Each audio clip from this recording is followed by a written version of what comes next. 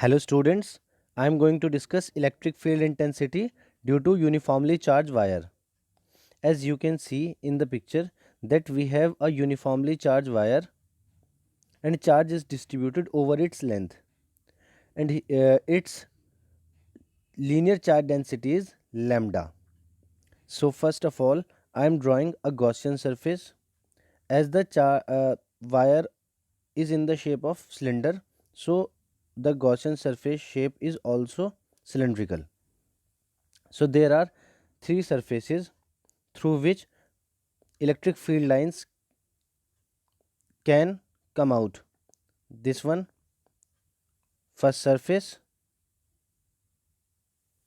this one is first surface, this one is second, and this is third surface.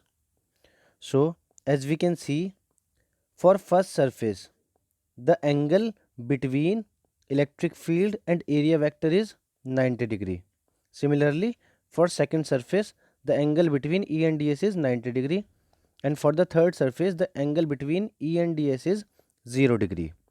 So first of all I am solving vector E dot vector ds.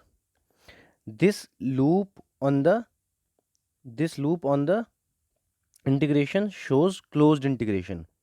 So I am dividing this E dot ds into three parts for first surface, second surface and third surface.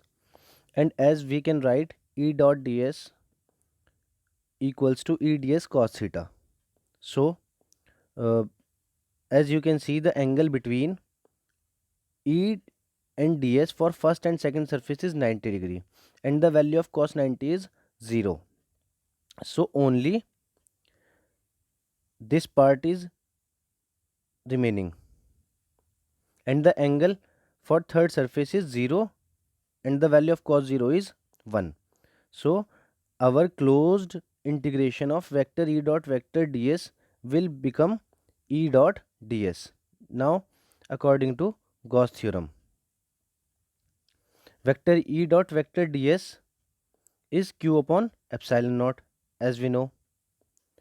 So in place of vector E dot vector ds I am writing just E dot ds, and that will be equals to q upon epsilon naught.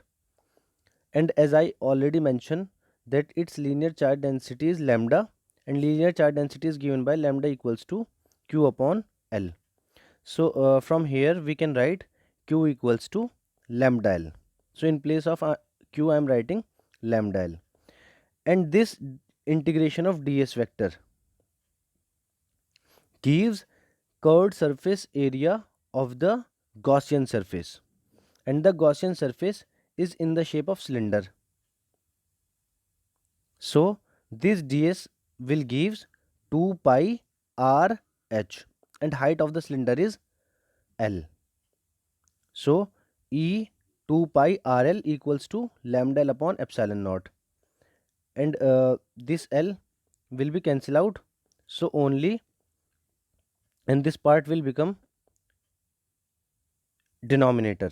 So E equals to lambda upon 2 pi epsilon naught R. Now student, try to draw the graph between E and small r.